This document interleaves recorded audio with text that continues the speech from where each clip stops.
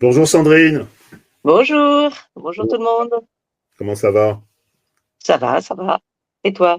Oui, ça va, c'est déjà le 17e Sharp, avec une actualité qui est géopolitique, très rude. Je trouve que c'est aussi un bon moment pour s'interroger sur ce qui se passe autour de nous et refixer les termes de ce qui se passe autour de nous. Je crois que tu as un très très beau sujet qui est TikTok. Eh Euh, ben oui, un sujet qui touche à la souveraineté, à la santé, à plein de choses. TikTok est à la croisée des chemins avec beaucoup d'actualités, tous azimuts dans tous les pays. On essaiera un peu de décrypter tout ça et de comprendre l'impact que ça peut avoir sur l'économie de la création. oui, et je suis d'accord avec toi parce que quelque part, je dirais qu'il y a toute une génération pour laquelle TikTok est un peu opaque. Ou est considéré comme un truc de divertissement. Et à part les annonceurs qui savent la puissance de TikTok, finalement, je trouve qu'on le sous-estime. Donc, merci d'avoir pris le taureau par les cornes. Et de toute façon, on ne pourra pas faire le tour mais c'est bien d'avoir comment dire, une piqûre de rappel et même une réflexion sur ce qu'est TikTok. Moi, j'ai un sujet qui est encore plus lourd, qui est celui de la souveraineté, parce que là aussi, c'est l'actualité qui nous oblige. Et on le verra, mais tout le monde, je pense que c'est sous les coups de boutoir de Trump, tout le monde se rend compte de la dépendance extraordinaire de ce qu'on appelle le monde libre aux outils américains, en particulier en Occident, en Europe. C'est vraiment fascinant. Donc on essaiera de voir pourquoi ce sujet anime, sous quels angles, et puis là aussi, on ne peut pas avoir l'ambition de tout résoudre sur un sujet de Sharp, mais c'est intéressant de voir l'ampleur de ce qui est en train de se passer. Et ton petit sujet, qu'est-ce que c'est? Petit La sujet. sortie de Minecraft, Ah, ben toujours voilà. gaming to film. Ouais. Et moi, les 25 ans de Matrix dans un lieu qui a l'air exceptionnel à Los Angeles, un spectacle immersif avec un vieux film qui a déjà 25 ans, mais qui a l'air de réunir beaucoup, beaucoup de générations. Donc voilà, ça aussi, c'est plus léger, même si, par certains côtés, on vit déjà dans Matrix. Parlons de TikTok alors. TikTok aujourd'hui fait l'actualité tous les jours. Alors principalement avec les discussions concernant TikTok USA. On se souvient que sous Biden, il avait été voté une loi interdisant TikTok et que Trump est revenu dessus dès son arrivée, en sauvant entre guillemets la vie de TikTok et en donnant 75 jours pour négocier une vente de TikTok. Donc TikTok, bah, c'est chinois, ça appartient à ByteDance, sa version chinoise, son jumeau dont il a été séparé dès le départ, c'est Douyin en Chine, c'est un réseau qui est donc fait par des entrepreneurs assez récents puisque ByteDance a été créé en 2012 et qui est un réseau puissamment divertissant, qui aujourd'hui est fait de vidéos courtes et amusantes. La plupart du temps, c'est presque 1 milliard 600 millions d'utilisateurs dans le monde, 170 millions aux USA et 25 millions en France. Ce qui le caractérise, c'est que il est assez emblématique de la génération Z, mais même jusqu'aux moins de 40 ans. Hein, aujourd'hui, il a 55% de 18-29 ans et 36% de 30-39 ans. Donc, c'est un réseau qui commence à vieillir aussi, à devenir mainstream. Et il est surtout puissamment addictif puisque c'est le réseau le plus consommé en nombre d'heures. C'est 33 heures par mois sur, par exemple, l'appli Android de TikTok, alors que YouTube, c'est 16 heures. Et Alors, c'est le numéro 2. Donc, c'est et, vraiment très, très fortement consommé. et c'est une des plus grandes manifestations, on va dire, du big data. Hein. En tout cas, c'est un algorithme qui est extrêmement puissant, Mmh. qui a sidéré tout le monde, à commencer par Zuckerberg, qui a été le premier à sonner l'alarme aux États-Unis parce qu'il a bien vu que ça prenait des parts entières de son business, qui a été le premier aussi à demander qu'il soit interdit, en tout cas qu'on lutte de toute force contre l'envahisseur chinois. Et c'est aussi un phénomène de génération. Hein. C'est-à-dire que je le disais en intro, mais je crois que c'est probablement une des applis qui est les plus sous-estimées du point de vue adulte.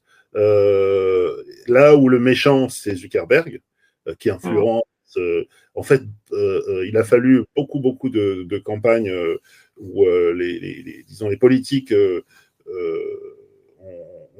la prise de conscience des politiques, quoi. Parce que sinon, c'était perçu comme un agréable petit divertissement avec des vidéos de gens qui dansaient, quoi. Alors, c'est ce que c'est. Et notamment, la puissance de l'algorithme, elle est basée d'abord sur cette For You page, donc vraiment la page qui vous est consacrée, qui se repose sur beaucoup de données à la fois comportementales.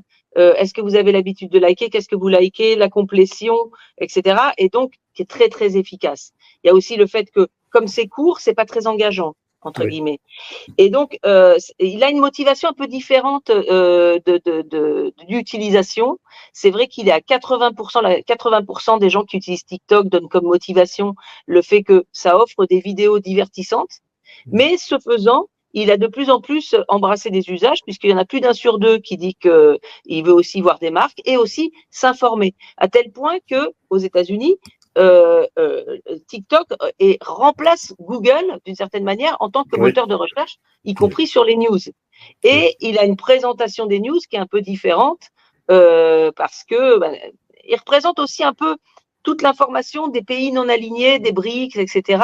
On l'a vu notamment sur les conflits moyen-orientaux. Il y a des TikTokers qui sont venus amener des sources complémentaires qu'on voyait pas sur YouTube, etc. Donc c'est un réseau qui est très vivant. Et c'est un réseau qui est d'autant plus vivant qu'il est d'autant plus dangereux qu'il est vivant et addictif. Donc, on lui fait grosso modo 4 ou 5 grands reproches. Le premier, c'est justement d'être addictif et d'aspirer un peu les cerveaux, y compris de la jeunesse. Et il y a actuellement des procès avec 13 États américains et avec aussi en France un collectif de parents, de gens qui sont suicidés et qui reprochent à TikTok l'absence de modération sur des contenus sur le suicide. Donc voilà, ce côté addiction et santé mentale.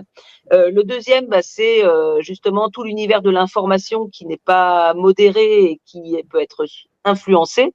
Alors évidemment, l'exemple le plus paroxystique, c'est l'irruption de Georgescu, le leader qui a failli gagner les élections en Roumanie avant qu'elles ne soient annulées. Mais bon, il y a plein d'autres exemples. Il y a eu la Nouvelle-Calédonie où je crois que c'est le préfet de Nouvelle-Calédonie pendant les événements qui a bloqué TikTok. Oui, alors en général, il y a deux raisons pour bloquer TikTok. C'est soit effectivement les fausses nouvelles, les ingérences, soit le trouble à l'ordre public et la paix sociale. Donc, il y a déjà des pays qui ont interdit TikTok.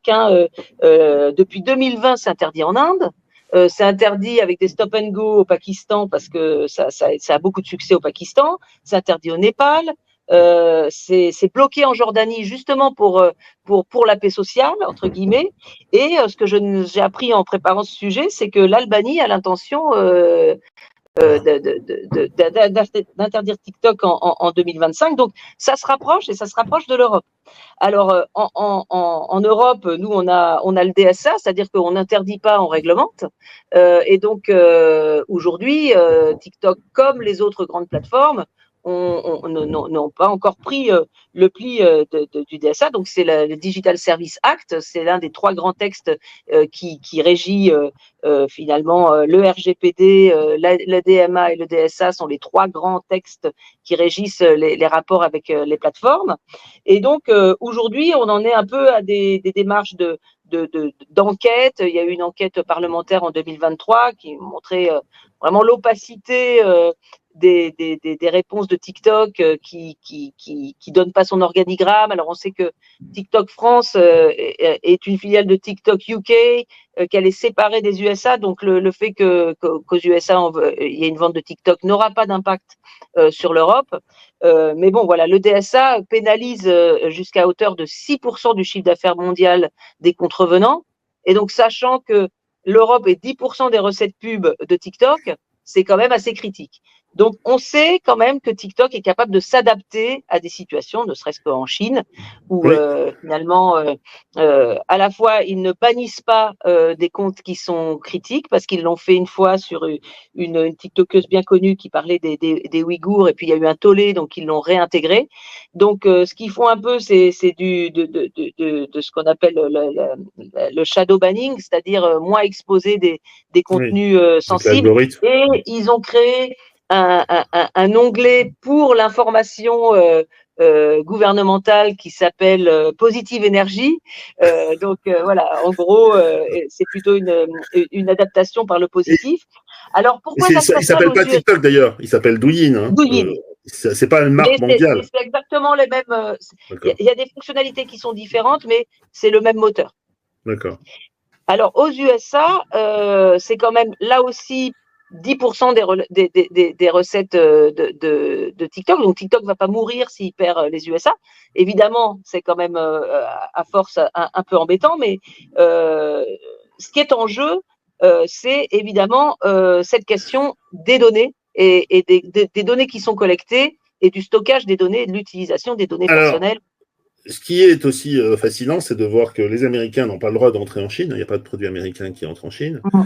Que le tour de force des Chinois à travers TikTok, c'est d'avoir réussi non seulement à être sur le marché américain, mais comme tu le dis, à rapatrier les données en Chine. En tout cas, toute entreprise chinoise doit donner accès au Parti communiste chinois Voilà, c'est potentiellement. officiellement, ils sont basés à Singapour. Voilà, bah c'est très bien pensé, c'est ce que tu disais, c'est un sens Ouais. de l'adaptation qui est extraordinaire et qui est, je pense, la marque de fabrique de cet entrepreneur, hein, celui qui est derrière Mmh. Biden, j'avais vu un sujet sur lui. C'est un peu le même état d'esprit que celui de DeepSeek AI. C'est une nouvelle génération d'entrepreneurs qui a compris les erreurs Mmh. ou les difficultés des premières générations, des Jack Ma et autres, qui donc naviguent entre le capitalisme à la chinoise et puis le capitalisme à l'américaine, quoi, en gros. Ils sont Alors très oui, impressionnants. c'est aussi inspiré de Huawei, parce que Huawei, ils appellent ça la stratégie du clou, c'est-à-dire qu'en fait, ils se donnent une activité et quelles que soient les circonstances, ils vont taper sur le clou. Et ils vont taper plus Tu as fort, ils écrit vont un changer livre sur Huawei, d'outil, d'ailleurs. mais le clou, ça sera toujours taper le même clou. D'accord. Voilà, aujourd'hui, ils sont sur capter du temps d'attention de la jeunesse pour des marques. Voilà, c'est ça leur économie. Alors, cette histoire de captation de données personnelles, évidemment, il y a cette problématique de la supranationalité, qui est que si le Parti communiste chinois demande les données à une entreprise chinoise, elle ne peut pas se dérober. Mais les Américains aussi ont ça, la supranationalité, et même encore plus fort. Donc, d'un C'est point de la vue NSA. juridique, c'est à peu près NSA. pareil. Par contre, on ne sait pas les données qui sont collectées. La commission d'enquête parlementaire l'a demandé, on lui a dit regardez la politique de confidentialité de la boîte. Donc, un truc Alors, complètement obscur. il ne faut pas oublier, Donc, pardon de t'interrompre, mais il y a eu un accord bipartisan aux États-Unis contre TikTok avant que Trump n'arrive. Donc c'était vraiment et les républicains et les démocrates qui étaient d'accord, en particulier, semble-t-il, parce que sur le plan de la sécurité nationale, sur le plan militaire, il y a des histoires qui, je crois, ne sont pas des légendes urbaines, qui disent qu'effectivement, c'est interdit, par exemple, aux marins américains, parce qu'effectivement, on peut connaître la position de tous les navires de la US Navy à partir du moment où on suit les gens qui sont sur TikTok, on sait quels sont les mouvements des navires, par exemple des porte-avions. Et donc ça, c'est une information stratégique. Donc ça faisait partie des choses qui étaient le chiffon rouge qui a rendu TikTok sans ouais. doute un peu agité D'ailleurs, TikTok par. est interdit aux fonctionnaires français, aux Ouais, fonctionnaires belges, au gouvernement de Nouvelle-Zélande, aux Pays-Bas, au Royaume-Uni et voilà. les membres de la Commission du Parlement européen. Et Voilà. alors, le truc, c'est que apparemment, même si on désinstalle l'application TikTok, elle reste en local et elle continue de capter des données. Donc, le Donc, seul moyen de s'en débarrasser, c'est de formater son téléphone. C'est le cas de Temu aussi. Hein. Donc, oui. ces applis chinoises, elles sont extrêmement invasives. Et puis évidemment, bon, il n'y a aucune transparence sur ce qui est exactement collecté. Et sur les rapports avec le gouvernement chinois, avec les dirigeants, enfin, vraiment, c'est le minimum du minimum de l'info qu'on peut donner. Voilà. Alors aujourd'hui, pourquoi ça coince aux USA? Un accord avait été trouvé parce que dans le tour de table de Biden, il y a des investisseurs américains. il y a notamment comment s'appelle-t-il, Oracle, Sequoia, il y Andreessen a Horowitz. Blackstone, Andreessen Horowitz, donc des investisseurs sécurisants. Et l'accord qui avait été quasiment trouvé et négocié par J. Evans directement, c'était une reprise du capital, de 80% du capital par ces acteurs, avec la garantie par Oracle que toutes les données se trouveraient aux États-Unis, et Biden s'en gardait 20%. Entre-temps, les droits de douane sont arrivés et le gouvernement chinois a dit stop, on négocie plus. Donc, pour l'instant, on a donné 75 jours de plus de délai pour négocier, ce qui nous amène en juillet, mais donc cette saga n'est pas terminée, ça c'est sûr.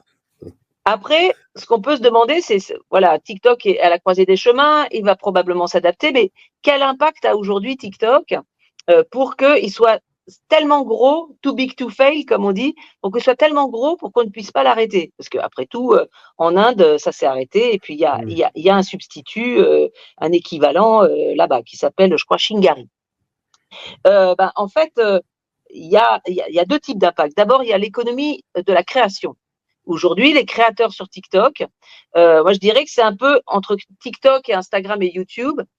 L'un des succès de TikTok, c'est par rapport à Instagram, c'est que ça avait un côté sympa, sans façon et authentique. Là où Instagram était très esthétisant, et là où YouTube est un peu plus, ça nécessite un niveau de production qui est supérieur.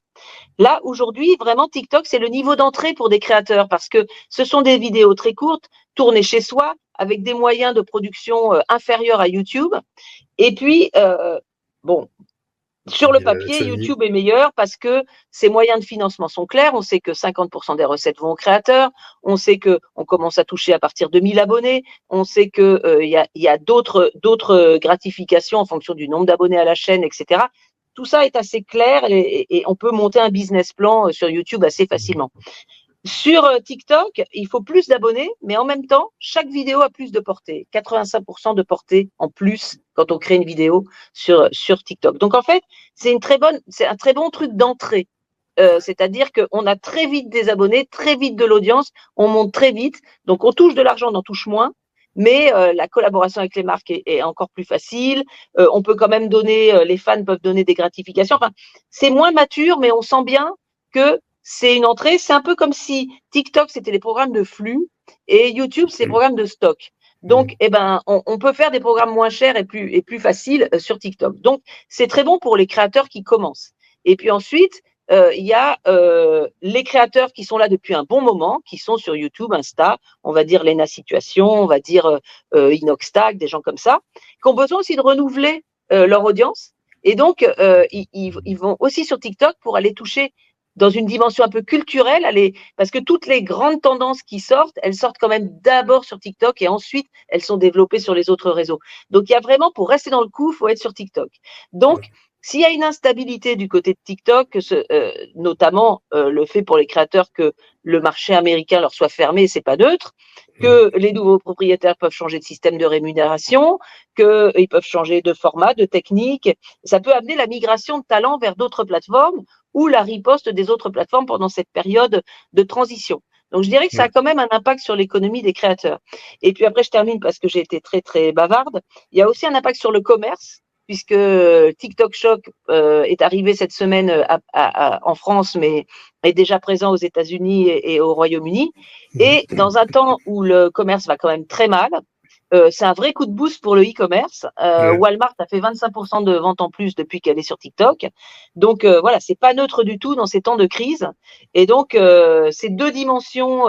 Et puis après, on pourrait aussi parler de l'information et des médias, mais là, on va pas dire que c'est une source de ressources importante pour les médias, mais enfin, c'est aussi une dimension d'information. Et à tel point que voilà, l'armée de terre, elle vient recruter sur TikTok, les métiers du bâtiment, ils viennent recruter sur TikTok. Donc il y a une vraie utilité pour toucher la jeunesse et faire de l'intergénérationnel. Donc TikTok ne mourra pas, mais on est quand même dans une période d'instabilité et ça va être passionnant à suivre. D'abord, merci parce que je crois que tu as permis, je pense, à beaucoup de gens de découvrir vraiment les tenants et les aboutissants d'une partie de l'histoire de TikTok. Et c'est vrai que c'est une question de génération. Moi, j'ai beaucoup de mal avec TikTok. J'y passe, mais je m'y incruste jamais. Et puis, je pense que je suis étranger au fond aux usages. J'ai été formé par d'autres usages. Donc, les trucs de 30 secondes enfin, ça me s'est passé à côté. Mais c'est vrai que par exercice, il faut quand même aller voir ce qui s'y passe. Après, moi, je ferme mon compte parce que une fois que je suis dans l'algorithme, là, ce que j'ai remarqué, c'est que je reste énormément pour pas grand-chose, en fait. Enfin, pas grand-chose. Moins nourrissant que ce que je peux trouver ailleurs sur Internet. Et donc, je crois que c'est là aujourd'hui que les créateurs émergent. Oui, c'est ça, c'est ça. Voilà. Et ensuite, ils se développent sur d'autres plateformes. Et notamment, j'entendais un stand-upper qui disait en gros, on n'avait pas un tourneur avant d'avoir 150 000 abonnés sur Insta. Bah oui. Donc, Insta sert encore à faire du business, hein, quand même beaucoup. Mais c'est vrai que aujourd'hui, le premier niveau, il est sur TikTok. Voilà. De toute façon, je trouve qu'en plus, c'est un cas exceptionnel et ça me fait une très belle transition sur la notion de souveraineté, puisque, en fait, c'est quelque part l'arroseur arrosé. C'est les Américains, fondamentalement, qui ont tiré les marrons du feu de la domination et de la globalisation et de la mondialisation des flux et des réseaux. Et puis, c'est les Chinois qui, finalement, aujourd'hui, ce sont les Chinois, en tout cas, c'est ByteDance, qui a réussi le service le plus spectaculaire aux États-Unis. C'est une performance. Il faut bien voir que le retournement auquel on assiste est pas du tout neutre. Il vient de Chine, hein, et avec des super capitalistes. Hein, c'est pas du tout. Il y a des questions politiques, mais c'est d'abord une entreprise capitaliste de divertissement. Et l'histoire de la souveraineté, finalement, telle qu'on la vit aujourd'hui en Europe, il y a une accélération phénoménale parce que pendant en gros 20 ans, on a laissé faire, hein, parce que finalement, c'était pas très important. Il y a quelqu'un, je trouve, qui le manifeste bien, qui est Tariq Krim, on l'écoutera. Puis cette semaine, moi, j'ai assisté à un débat à l'ESSEC où on voyait la soirée des partenaires à la station F. La question de la souveraineté était posée. Des grands groupes et des startups. Et c'était un très très bon débat, très très lumineux avec des intervenants des startups, des chefs d'entreprise, la patronne d'IBM France, et qui disaient bien qu'en fait, c'est bien de vouloir être souverain, mais encore faut-il en avoir les moyens. Parce que la vraie question, c'est que l'Europe, elle est fabuleuse pour, comme tu disais, réguler. Elle innove aussi beaucoup. Hein, on oublie, mais Linux, c'est européen. Enfin, beaucoup de choses viennent de l'Europe, mais quand il faut passer à l'échelle, c'est américain. Par les fondatrices. La souveraineté numérique européenne n'a pas d'existence juridique parce qu'il n'y a pas de souveraineté européenne, parce qu'on n'est pas encore une structure fédérale. Donc aujourd'hui, juridiquement, il y a une souveraineté française, mais une souveraineté européenne, c'est presque un oxymore, quoi. Exactement. Et d'ailleurs, ça se sent dans l'histoire du capital, parce que la grande force américaine, c'est justement non seulement la taille du marché, mais la capacité financière à lever des sommes. Il y avait une chef d'entreprise, qui s'appelle Camille Bouget, je crois, qui a une formidable start-up dans la pharmacie, qui gagne des prix. Et quand elle voit les investisseurs, je crois qu'elle a dû lever une quinzaine de millions d'euros, les investisseurs américains disent non, mais il en faudrait 150 au niveau mondial pour qu'on vous prenne comme quelqu'un qui puisse devenir une référence mondiale. Donc on voit bien la question de taille. Et en fait, il y a un mélange dans cette histoire de souveraineté, de questions politiques, de questions capitalistiques, hein, de capacité à lever des fonds et les orienter vers sa partie de l'économie. Et puis, il y a ce que Trump, en fait, excite, c'est qu'en fait, on est extraordinairement dépendant. En fait, on a laissé passer le train. Tariq Krim, dans le podcast Sismic qu'il a fait cette semaine, on parle de manière assez claire. On peut regarder le début de l'émission. Et si demain Trump coupe Google ou ChatGPT et comment on finit par s'envoyer des emails. Il n'y a pas de plan B aujourd'hui. Il n'y a pas de plan B. Si demain il y a des coupures, il n'y a aucun plan. Je pense qu'en France, on a un vrai sujet, c'est qu'on a mis à des postes à responsabilité des gens qui veulent le bénéfice du poste. Sur LinkedIn, tu fais un joli poste, mais qui ne veulent pas les responsabilités du poste. Quand tu es patron d'une agence de santé et qu'il y a la pandémie, tu as le pire job du monde. Personne. Mais en même temps, tu as voulu être patron. Et aujourd'hui, si tu n'as pas accès aux bonnes informations et que tu ne les comprends pas et les analyses pas et que tu n'as pas la bonne stratégie, tu perds. c'est les phrases choc de l'entretien de ce podcast sismique.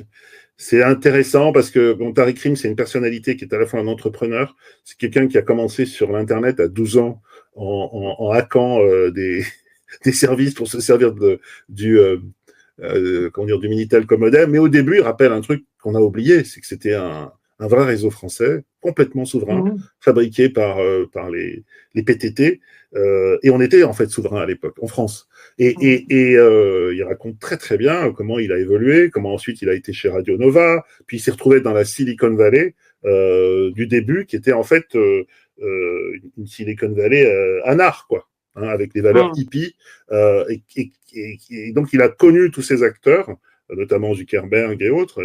Il a travaillé, il a monté une boîte qui s'appelle NetVibes, qu'il a revendue, je crois. Donc c'est un acteur très intéressant parce qu'il connaît, je dirais, la fabrication de la tech, et puis nos travers. Et en particulier, il insiste sur un des travers, c'est que finalement, on n'aime pas l'informatique. On aime bien les maths, on aime bien les sciences abstraites et dures. D'ailleurs, les grandes plateformes viennent nous piquer nos docteurs en mathématiques. Voilà. Et alors que ce qu'il a vu lui, et ce qu'il a fait lui aussi, c'est qu'il dit, les gars, c'est des codeurs. Et on leur confie pas les boîtes. Les boîtes qui ont été montées aux États-Unis, qui sont des géants, qui représentent aujourd'hui 30% du Nasdaq, et 30% de la valeur de l'économie américaine, ce qui n'est pas rien, là, les 7 magnifiques, de Bill Gates à tous ceux qui les ont fait aujourd'hui, ce sont des gens qui codent, ce sont des gens qui fabriquent, qui connaissent la mécanique et les machines de l'intérieur. C'est pas des champions de mathématiques du tout. Et nos plans qui ont échoué aussi, il faut le dire, sur la souveraineté, le plan calcul, ont été balancés par la fenêtre, entre autres par Giscard. Donc il y a une histoire en fait derrière, et on fait comme si ça tombait du ciel. Tout d'un coup, on se dit ah là là, on est dépendant. Et en fait, c'est surtout qu'on a souvent, excuse-moi, je te coupe, on a souvent abordé la souveraineté sous l'angle de la cybersécurité.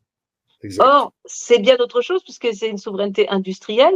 Donc ça veut dire les infrastructures, donc les réseaux, les data centers, les processeurs, qui est vraiment l'angle mort, et l'Europe commence à faire des dans la chaîne de valeur, bien sûr. Et les devices. Donc, en fait, il y a plein de dimensions qui sont, 1, assurer la sécurité, 2, avoir des alternatives. Alors, autant sur la sécurité, on s'est un peu concentré parce qu'on a une tradition quand même là-dedans, autant sur les alternatives, il en existe, mais alors, elles ne sont pas utilisées, quoi. Elles ne sont pas utilisées. Et puis ensuite, on revient bien sur la question de démarrage, il faut pouvoir les financer.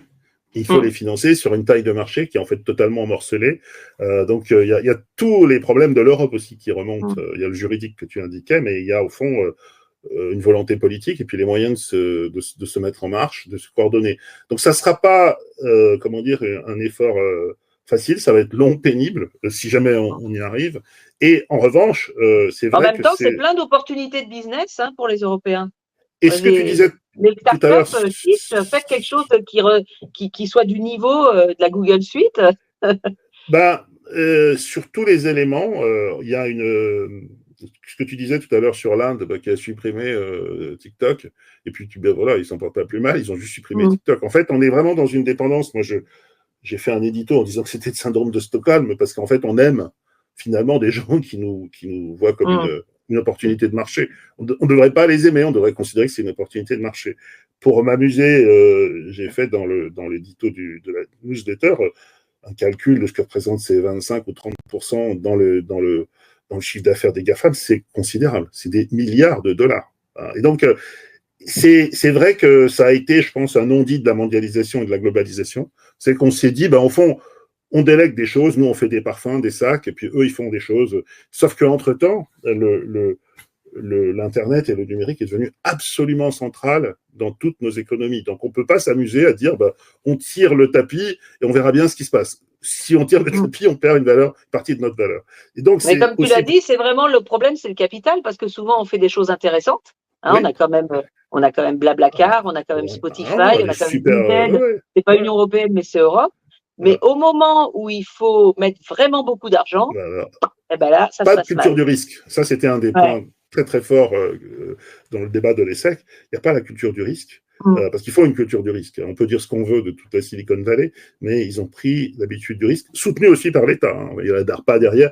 Là aussi, il ne faut pas avoir une vision caricaturale. Ce qui est intéressant, justement, dans cette prise de conscience, c'est c'est un chercheur qui est dans le débat qu'a fait la Tribune, met les pieds dans le plat avec une violence exceptionnelle. En fait, il dit ce qu'il pense, il est énervé, et on peut l'écouter parce que ça secoue, et puis c'est sans concession, quoi. Je crois que le fait qu'on ait encore ce genre d'événement, et merci à la Tribune de m'inviter, montre qu'on est effectivement dans la prise de conscience et qu'on n'a pas compris que le monde d'aujourd'hui, il est guidé par une seule chose, c'est les actions et l'impact. Et on vient de revoir, et désolé, je pense qu'à un moment, il faut arrêter de se raconter des histoires. On a à nouveau eu l'exemple d'un plan qui annonce fièrement que depuis 3 ans, on a mis 38 milliards d'euros. 38 milliards d'euros, c'est 4 fois ce qu'on a économisé avec ce qu'on veut économiser avec la réforme des retraites. Et on ne parle pas impact. Où sont les leaderships technologiques qu'on a créés en 3 ans? Où sont les situations où on n'est pas dépendant? Le fait que 4 ans après, Polytechnique doivent utiliser Microsoft, moi je mets les deux choses en rapport, ça montre qu'on a quand même un échec complet de ce qu'on a fait. Donc, toute l'idée de Jedi, ce n'est pas de dire qu'il faut faire une DARPA européenne ou qu'il faut soudain être souverain, c'est de le faire. Parce que je pense qu'en fait, ce qui est en train de se passer remet en cause fondamentalement la manière dont nos sociétés sont construites. C'est-à-dire qu'aujourd'hui, on a un État qui pense jouer au capital investisseur, qui pense jouer au grand stratège. Alors, vous me diriez, si le Haut Commissariat au Plan était mené par des gens qui ont une vraie vision stratégique, je ne dirais pas. Mais aujourd'hui, on est le continent, le pays, et le continent de la surprise stratégique. Ce qui est le motto de cette fameuse DARPA. C'est-à-dire on est surpris partout. On a été surpris par le Covid. Les premiers rapports de la CIA qui montraient la possibilité d'une pandémie comme ça, c'est 2007. Et le premier programme DARPA vis-à-vis d'une pandémie comme ça, c'est 2014. Qui c'est qui en a bénéficié? Une société menée par un Français qui s'appelle Moderna. On est la surprise stratégique de l'invasion de l'Ukraine. On aurait écouté un petit peu plus, alors on les écoute un peu plus maintenant, nos voisins baltes, ils l'avaient anticipé. On est le pays de la surprise stratégique sur OpenAI. Je rappelle qu'on a quand même mis 3 milliards dans un plan IA, M. Cédric Villani, qui malheureusement a un peu disparu de l'environnement. Où sont passés les 3 milliards? J'ai envie de dire où est passé l'argent, quoi. À un moment, je pense qu'il faut qu'on pose les questions, parce que sinon, ce qu'on fait, c'est pas juste défaire la compétitivité et la souveraineté française et européenne, mais c'est qu'on creuse la tombe de la démocratie, puisque les responsables politiques vont avoir de moins en moins, finalement, donner l'impression d'avoir de l'impact sur le monde réel. Et enfin, il y a la surprise DeepSeek. La vraie question qu'il faut qu'on se pose, c'est pourquoi, par rapport aux masses d'argent qui sont dépensées par les grands de l'IA depuis maintenant 3-4 ans, on n'a pas réfléchi et mené un plan bien structuré. C'était votre question tout à l'heure, est-ce qu'il vaut mieux pas arrêter le saupoudrage généralisé et faire quelques grands paris spécifiques? Le grand pari... André, c'est vrai, mais il y a quand même une surprise Mistral. Heureusement qu'on a un Mistral en Europe et en France. Il faut suivre le débat, il faut aller voir le débat de la Tribune. Et ce qui est intéressant, c'est que justement, Tariq Krim, il dit, mais en fait... Aujourd'hui, on est dans le temps de la résilience. Peut-être qu'on peut écouter cet extrait. Donc, tu vois, il y a ça. Et le dernier point, c'est qu'au moment du Covid, je me suis rendu compte que c'était devenu une nécessité. La souveraineté est nécessaire parce que il commençait à devenir clair que on aurait besoin d'un plan B. Avec la guerre en Ukraine, il nous faut un plan B très vite. Et avec l'arrivée de Trump 2, la question c'est, la souveraineté, c'est ce qu'on aurait dû faire il y a 20 ans. Aujourd'hui, on est rentré dans un autre âge qui est ce que j'appelle l'âge de la résilience. Maintenant, la question, c'est pas de dire on va faire un grand plan souveraineté. La question, c'est de dire qu'est-ce qu'on fait si demain Trump coupe Google ou ChatGPT et comment on finit par s'envoyer des emails. Et c'est vrai que c'est assez vertigineux. Quand on prend le temps d'écouter le podcast sur Tariq Krim, quand on écoute ces débats, et quand on lit par exemple que le patron de Total dit que maintenant il faut qu'il y ait un cloud européen, on voit bien le chemin qui a été parcouru. Je crois que c'était annoncé dans l'usine nouvelle. Il dit qu'il faut un cloud. Il l'a déclaré. Voilà, c'est un des plus grands patrons français. C'est une entreprise qui a les moyens de ses ambitions pour pas se faire manger par les États-Unis et la Chine. On comprend. Si les données de Total sont aux États-Unis ou à Pékin, qu'est-ce que ça veut dire être une entreprise pétrolière finalement en Europe?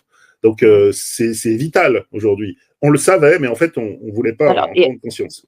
Il y a besoin de capital pour ça, mais il y a aussi un besoin d'unification. J'avais lu quelque part que l'équivalent, notamment le patron de Blablacar raconte que quand il développe un changement de son offre, il a 17 pays, 17 conditions générales de vente, c'est vrai. 17 TVA, etc. Donc, on a quand même un problème de complexité. Et je crois que quelqu'un a calculé, c'était l'équivalent de 60% de droits de douane. Cette pénalisation. Et l'autre chose, c'est qu'on est souvent tourné vers notre marché, donc le marché intérieur européen, parce qu'il est grand, mais on n'est pas assez tourné monde aussi. C'est vrai. Donc, c'est pas qu'une histoire de puissance publique, c'est aussi une question d'état d'esprit et puis de pensée européen, enfin vraiment quoi. Moi, je pense qu'on est quand même sur le chemin. Alors, ce qui est intéressant, justement, c'est que c'est plus une question simplement d'entreprise publique. C'est aussi un sujet de société. J'en veux pour preuve le débat qui est sur l'autre côté de l'échiquier politique à l'Institut de la Boétie, donc chez la France Insoumise, où il s'intéresse à la question en faisant venir des chercheurs. Le débat est d'assez belle tenue. C'est sur le numérique, un colloque, mais il y en a un spécifiquement. Alors, c'est le discours de la France Insoumise. Est-ce qu'on reste une colonie numérique? Enfin, on peut voir l'extrait de l'introduction de Mélenchon. Souvent, on distinguait, que la mondialisation était un processus de division internationale du travail, mais on y assimilait la globalisation, qui est pourtant un autre processus, qui est celui qui rend le premier possible. L'atomisation de la production à l'échelle de la planète n'est possible que parce qu'il y a un liant permanent, et ce liant est la globalisation numérique. Dès lors, il ne faut jamais perdre de vue que dans ces conditions, la circulation est la base sur laquelle quelque intelligence que ce soit peut se développer. Et à ce moment-là, nous pouvons dire, en nous rappelant que l'intelligence artificielle repose entièrement sur des structures matérielles. Ce n'est pas un être extérieur à la réalité matérielle. Au bout du compte, l'intelligence artificielle, c'est le cloud, c'est des data centers, c'est des millions de kilomètres de câbles, de satellites et d'interconnexions matérielles, qui donc posent les problèmes de toutes les relations matérielles à l'intérieur de la société, et notamment celle de la propriété. Dès lors, nous voyons mieux pourquoi la propriété privée de la numérisation des données humaines est un obscurantisme, parce qu'elle en interrompt la circulation et la communication mutuelle, alors que la science avait pour base que l'on partageait toujours tout ce que l'on savait pour que cela puisse être mis en question par le suivant qui y réfléchirait plus intensément. Un phénomène donc nouveau, on peut inventer un mot, je vous le propose, il est dans mon livre Faites mieux, c'est l'idée qu'il existe dorénavant une structure matérielle, la noosphère. La noosphère est une invention d'un chimiste soviétique, Varnatsky, qui est l'inventeur du concept de biosphère. Alors, puisque tout être vivant échange chimiquement, alors il y a une biosphère. Et la noosphère, eh bien, c'est le contenu de l'ensemble de ce qui est numérisé. Il y en a une version mystique, elle est chez Teilhard de Chardin, le jésuite, mais ce n'est pas à celle-là que je me réfère, puisque là, il s'agit de quelque chose de matériel. Et c'est cette capacité à ce que tout ce qui est humain a été numérisé. Tout le passé l'a été, le présent l'est actuellement en permanence par les capteurs qui sont sur nous, et dès lors que et le passé et le présent sont en structure numérique, exactement comme la grammaire organise les mots, cette organisation du passé et du présent numérisé préfigure des futurs et en limite le nombre. Il faut aller voir, le débat est très intéressant. Les chercheurs qui sont dans la salle poussent le bouchon très loin, notamment en disant qu'il faut un service public aujourd'hui. Une partie de la souveraineté, elle ne peut s'exercer dans le contexte de concurrence, selon certains des chercheurs qui sont là, qu'avec un vrai service public du numérique qui assume... Regarde Minagora, quand ils ont sorti leur IA, je crois qu'il s'appelle Lucie. Oui. Et se sont fait bâcher, mais... Oui, mais alors, vraiment, ça, c'est pas normal, mais tous les gens qui ont fait de l'IA ont vécu ça. Moi, je me souviens quand j'étais chez Microsoft, c'était que les premières IA sortaient, qui en 15 jours devenaient racistes parce qu'elles n'avaient pas été verrouillées avec les guardrails nécessaires. Et je pense que c'est là où on a tous collectivement manqué de maturité. En fait, c'était normal que ça marche pas tout de suite, Lucie. Mais en revanche, ils disent il faut que l'État... Alors, Après, il y en a d'autres qui disent attention, parce que si cet État il passe dans des mains pas très démocratiques, on regrettera ce qu'on vient de dire. Mais ils disent qu'il faut il faudrait qu'il y ait un service public, disons, du numérique et de l'IA. Il y a un certain nombre de chercheurs assez brillants, d'ailleurs, proches de Polytechnique, qui ne sont pas spécialement, je pense, à la France insoumise, mais qui participent d'une vision critique qu'on n'a pas trop l'habitude d'entendre, finalement. Et puis des chercheurs radicaux sur le bien commun. Et donc, mais qu'est-ce qu'ils ont contre l'open source? Parce qu'ils veulent quand même diriger le truc, quoi. En fait, il y a toutes les contradictions. Et c'est pour ça que c'est intéressant d'entendre ça, parce que quand c'est enfin un sujet politique, quoi. Voilà, c'est ça que moi j'ai trouvé. Enfin, on parle politique, idée, et on a compris que ça passe pas. Et j'ai même été surpris que Mélenchon, qui a 72 ou 73 ans, hein, c'est pas du tout un gamin, ait compris la dimension industrielle, même s'il la prend sous un angle. Il a peut-être pas fait tout seul, hein. Non, mais en tout cas, il en parle, et Marx, il prend tout ça sous l'angle marxiste, hein, c'est l'infrastructure qui permet que la superstructure, enfin, ce qui discourt, après, il met un petit coup de taillard de chardin dessus pour pas qu'on le, pour brouiller les pistes, tu vois, pour montrer qu'il a une culture comme d'habitude. Mais toujours est-il que quand on fait le tour que je me suis amusé à faire simplement sur YouTube, alors ça c'est l'ironie de l'histoire, c'est tout le monde est sur YouTube, en tapant sur les GAFAM à longueur de journée. Mais en tout cas, ça approuve notre paradoxe. Mais en tout cas, vraiment, ça c'était sur une semaine. Hein. La méthode que j'ai faite, je me suis dit, tiens, c'est intéressant ce qu'a raconté l'ESSEC. J'ai pris une semaine de YouTube et puis j'ai tapé IA, souveraineté, et puis j'ai vu remonter ces contenus. Et je crois que c'est quand même une bonne nouvelle, même si c'est encore confus, même si c'est parfois des vœux pieux. Et le fait quand même que dans la semaine, le patron de Total, qui est peut-être le patron français le plus puissant, hein, un industriel, c'est une des grandes compagnies pétrolières mondiales. Voilà, je trouve qu'on a franchi des étapes, on n'a pas les solutions, mais en tout cas, on a identifié les problèmes. Mais les autres pays se posent ces questions-là. Exactement.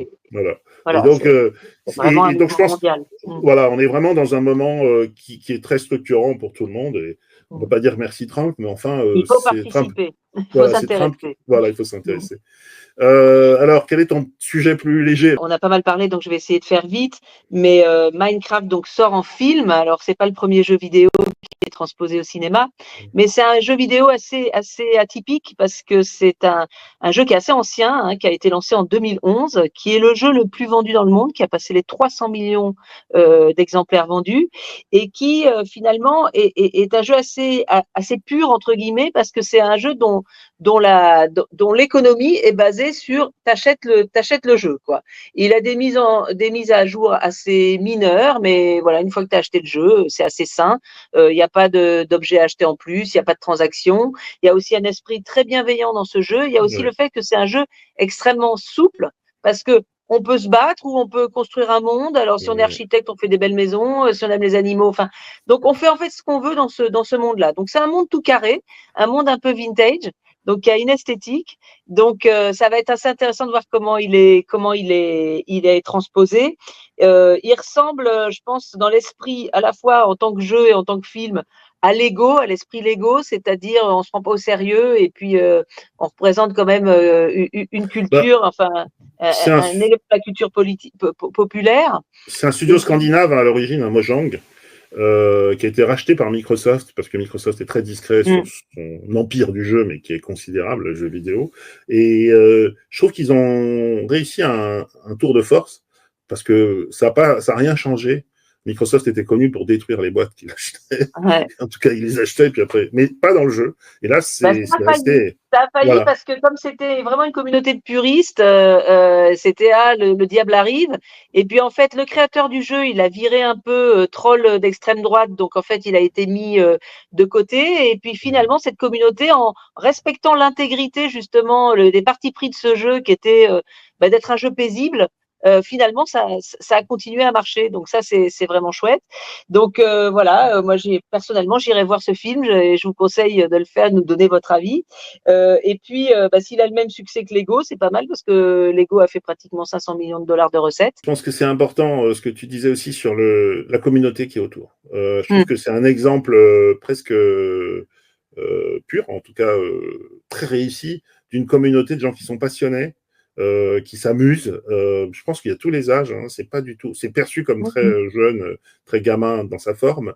Mais je crois qu'on va voir si cette communauté va voir le film, se déplace. Mais je crois que, enfin, tous les plus grands succès de cinéma récents sont souvent des adaptations de jeux vidéo. Et donc, si ce coup, qui est une tendance, est réussi aussi avec Minecraft, c'est quand même une vraie nouvelle. Il y a beaucoup de second degré. Ouais.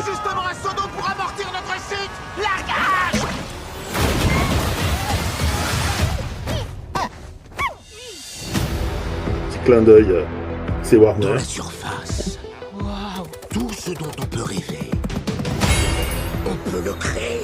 Donc ils ont construit tout ça. Ouais, la plus grande partie. Oh là. Ce truc-là comprend pas un mot de ce que tu lui dis. On discute. La vie était belle. Et puis un jour, un briquet. On est tombé sur le Nether.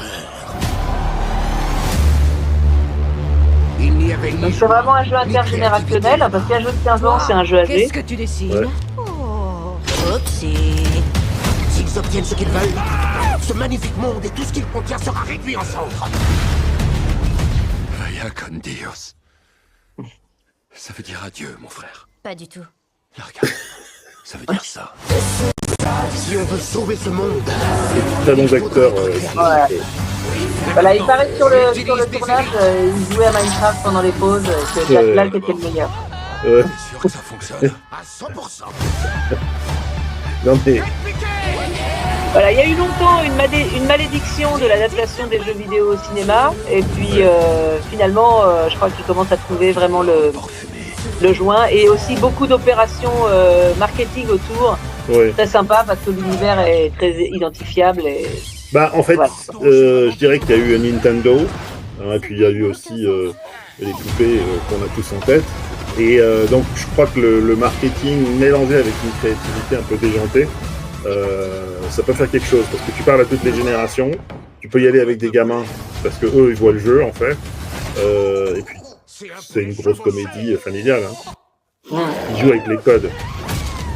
Donc, depuis le succès de Barbie et de Mattel, ils ont tous fantasmé sur un truc de ce style-là, quoi. Et pour les studios, et c'est une bonne transition aussi, parce que Warner va pas très très bien, ils sont quand même très secoués par rapport à leur création. Moi, là aussi, le sujet aussi plus léger, c'était les 25 ans de Matrix, donc bon, c'est le monde un peu dans lequel on vit, pilule bleue, pilule rouge, se lance pour les 25 ans de Matrix dans un cinéma à Los Angeles. Voilà, on va voir déjà la bande-annonce un peu énigmatique, mais qui met en avant le lieu aussi beaucoup. Unfortunately, no one can be told what the Matrix is. You have to see it for yourself. Voilà, et là, on se rend compte que ça va être dans un lieu complètement gigantesque, en réalité partagée, ce qui est un autre concept, c'est-à-dire qu'on est en public et avec beaucoup de gens. C'est la version chic de présentiel. Voilà, réalité partagée, un truc de technocrate. Et ça aussi, c'est une grosse tendance, c'est-à-dire c'est des lieux de cinéma, comme je pense Pathé est en train de le faire avec la Géode, qui ont des dimensions énormes. Mais là, tout est intégré. C'est-à-dire que les écrans sont géants, on est à la fois au bar et dans une salle, avec plusieurs niveaux, avec un rooftop, qui est un lieu de vie. On peut y voir des représentations de sport. Donc on est dans une autre dimension. Ça se trouve où? À Los Angeles. Je pense qu'avec la sphère, on commence à retrouver l'Amérique gigantesque. Qui fait c'est une expérience en fait, on va dans cet endroit pour tout vivre. Et effectivement, Matrix, moi, ça me donne envie d'y aller parce que c'est un peu fou et j'imagine une salle de gens passionnés ou qui aiment ce film, parce que bon, il a 25 ans, donc tout le monde l'a vu en fait. Donc tu es obligé de réinventer une saga. Dans la saga, je crois que le 3 et le 4 ont été des échecs commerciaux, mais pour la marque et pour Warner, je pense que c'est une manière de faire vivre le catalogue et je trouve que c'est une vraie leçon à la fois de distribution. Après, des lieux comme ça, à ma connaissance, il y en a qu'aux États-Unis. Je crois qu'ils sont en train d'en construire en Arabie Saoudite. Enfin, il y a des pays où il y a voilà, comme ça. Donc, je pense que c'est quelque chose qui est en train de se passer. C'est comme les Netflix House. Je crois qu'on va voir des lieux de sortie et de vie autour de contenus audiovisuels et peut-être une partie numérique, mais elle n'est pas très claire dans la bonne annonce. Il faut déterminer ce que c'est clair. Il y avait une DA très forte, donc elle est très déclinable en fait. Voilà, et puis shared reality, c'est un peu le monde dans lequel on vit quand il pense. On n'est pas sûr que c'est vrai ou faux. Mais en tout cas, on est ensemble. Voilà, écoute, ça me rappelle cette blague Life, very good design, bad gameplay. Voilà, c'est ça. C'est un peu ce qui nous arrive en ce moment avec Trump. On n'est pas sûr de jouer du bon côté, mais bon. Oui, écoute, c'était un numéro très, très dense, mais je pense qu'il est porteur parce que ça permet de mieux comprendre ce qui nous entoure. Et c'est pas si mal en ce moment où tout bouge. Voilà.